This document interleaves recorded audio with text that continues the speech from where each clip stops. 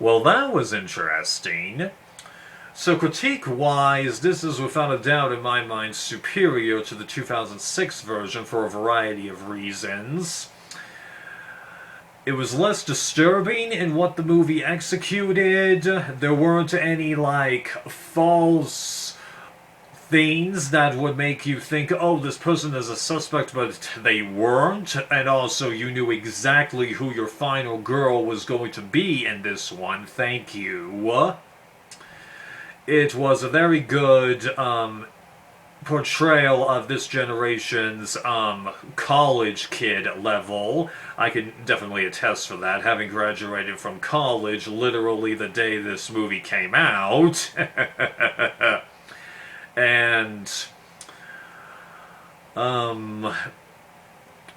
also it was a lot easier for me to keep track of all the main characters. The 2006 one, it was a little trickier for me to keep track of it, although that could have been due to the fact that I hadn't experienced as many slasher movies back then, even though I'm pretty darn sure that I'd done just about all the rest of them by this point. Can't remember, it's been 10 years since I saw either of the previous versions. Heck, it's been like 10 years since I saw almost all those movies that I talked about back in the day when I was living with my a-hole uncle, right? So all of that stuff that I mentioned is very good about the movie. But despite me saying all of that, I'm actually more likely to watch the 2006 version again instead of this one. Now, why, you might be wondering? Well, quite simply put, I don't think that this film has that much value to be seen all over again, and it's more just another slasher movie rather than a Black Christmas movie. Now, I do think that this was made with love, okay, but partially because it's a PG-13 movie, even though I didn't know that while I was watching it. If you had told me that this was R, I would have believed you, but partially because it's PG-13, it offers less unique stuff, even though, as people have said over and over again, when you really dilute stories, there really isn't that much uniqueness left out there these days. Sure, there's exceptions, like a bunch of the stuff that Christopher Nolan has been doing, but other stuff out there, we've seen a lot of it before. That's what I was saying about the latest Jurassic Park movie. We've seen that before. Right.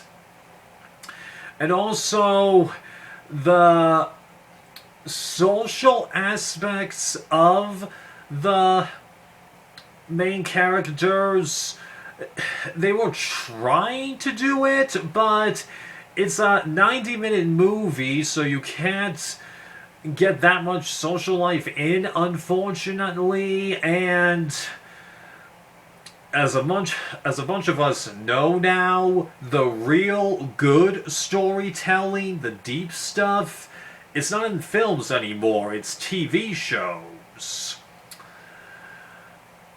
The movies have become a lot more spectacle rather than storytelling, whereas TV shows, partially because they've got smaller budgets and also just a lot more accessibility to be viewed later, storytelling is being told there a lot better. Not to say that movies can't tell good stories, even though I'm not a big fan of the movie. I thought that The Hateful Eight had a pretty good story laid into it. I'm just not a fan of it.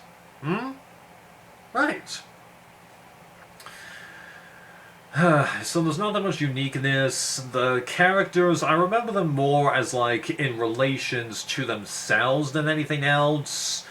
And most of the dynamic in the social stuff is just to provide the inspiration for the bad guys to come and attack, even though I do appreciate the director trying to step up where this franchise has been going, because the original movie with Margot Kidder, it was just one person doing everything, although there's a little teaser at the end that lets you know maybe all is not all as it seems. Then the second movie, you upgrade to 2 killers, and then this movie, you upgrade to a whole bunch of people.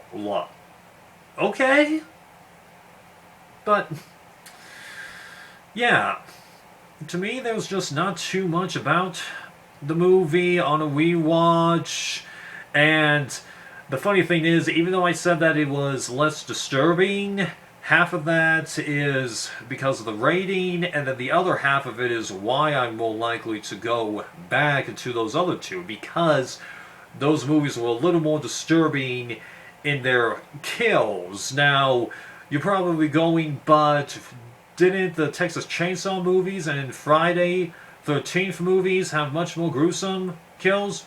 Yes. But it's the build-up and how they did it, like how so many people get killed with like a shard of glass or something to that effect.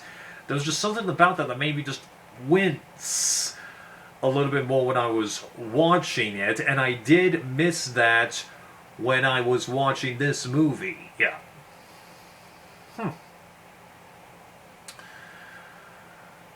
So, yeah.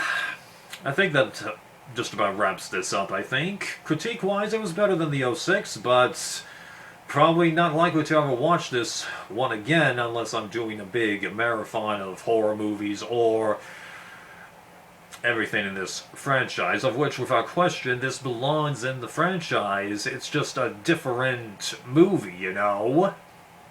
Yeah. So what do I give the movie? Critique? Maybe I'm being generous. 4 out of 5. Personal... I could go... I'm a little more likely to go 3, but if I was to watch this again without question, I drop it to 2, so I'll just drop it to 2 out of 5 right now. Okay. See ya.